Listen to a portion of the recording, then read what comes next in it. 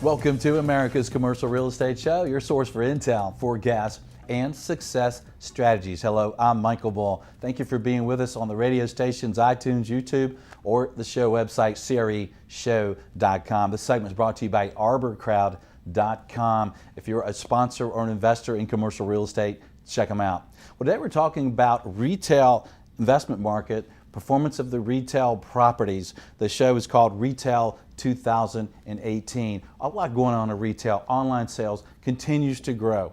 We also have change in use of a lot of these retails where properties becoming more of an experience. And we also have the Tax Cut and Jobs Act. Our Americans are going to have more money. And it seems like when you put money in Americans' pockets, they spend it. So what will happen with consumer confidence? What will happen with brick and mortar sales?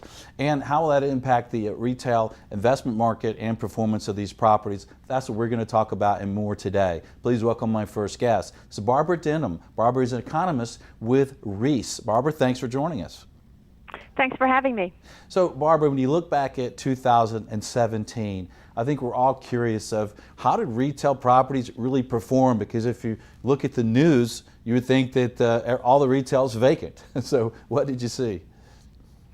It's funny that you say that because that's exactly what our numbers do. They kind of defy what the media has been saying. We actually show positive net absorption in the neighborhood and community shopping center every single quarter this year.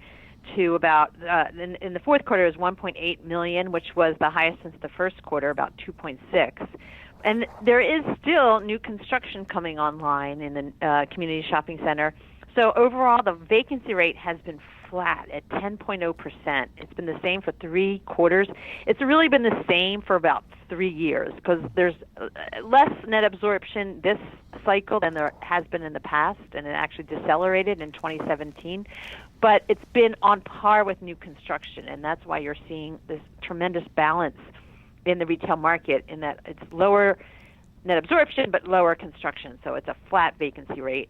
As for asking rents, they're also very, very low, but they're still positive. It was 0.5% in the fourth quarter. That's on average. It was about 0.4% over the last 6 to 8 quarters. It fluctuates between 0.4 and 0.5%. So the increases? It's really, the increases. So it's still positive, and it's really a blending of the very strong markets and the very weak markets. And that's why the overall statistics are very low, but they're still positive.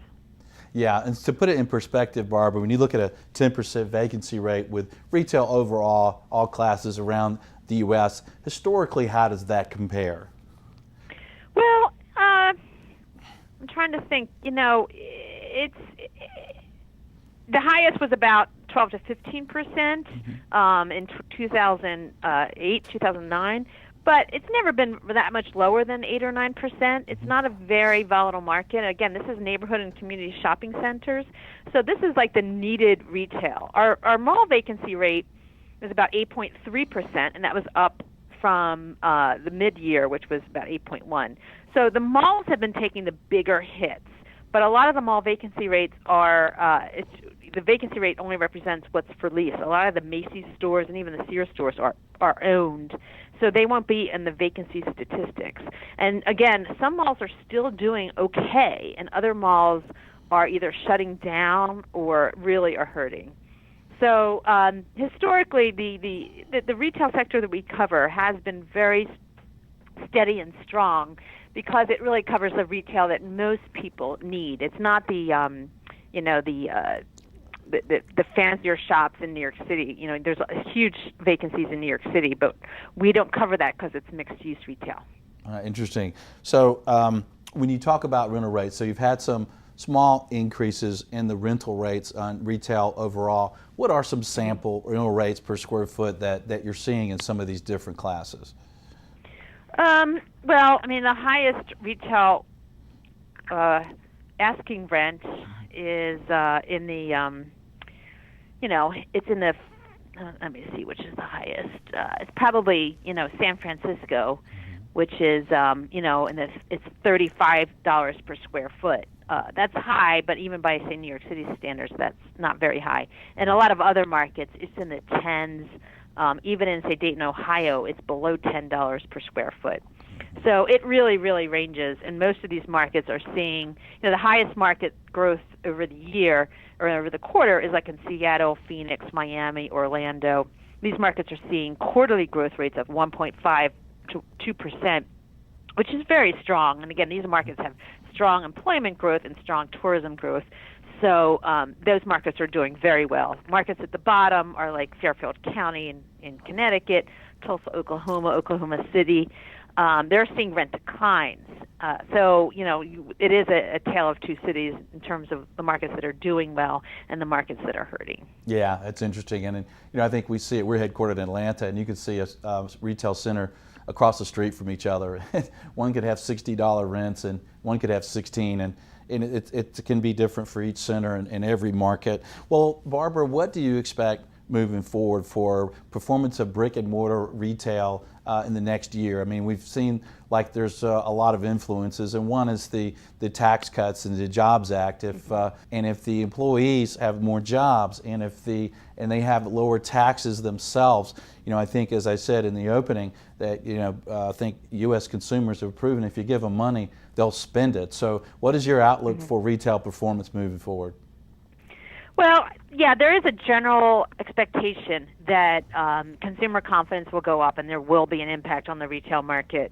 The problem is the tax cut really favors the top 1%, and they don't spend quite as much of their marginal income on retail. I mean, if the tax cut was concentrated in the middle class or lower class, you'd see a direct impact because they spend the vast majority of their income. So, it's not as direct in the retail sector as a lot of people are hoping.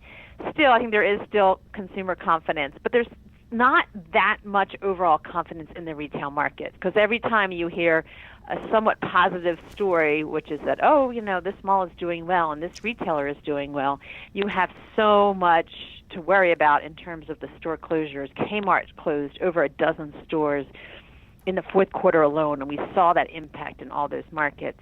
And there's more coming online, like Walgreens is going to be closing a lot of stores. Even though they're not going out of business, they're just consolidating their inventory.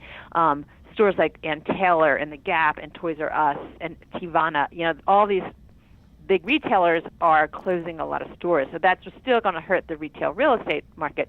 At the same time, I should clarify, there are a lot of retailers that are expanding, a lot of grocery stores, a lot of grocery store concepts that people have never heard of, like H Mart, which is an Asian-style store, and a lot of gyms, a lot of, fitness gyms, Dolphin Fitness, these kind of niche gyms, Soul Cycles, and things like that. There are a lot of leasing activity for non-traditional retailers like gyms, even charter schools taking retail space, and urban care centers, medical centers.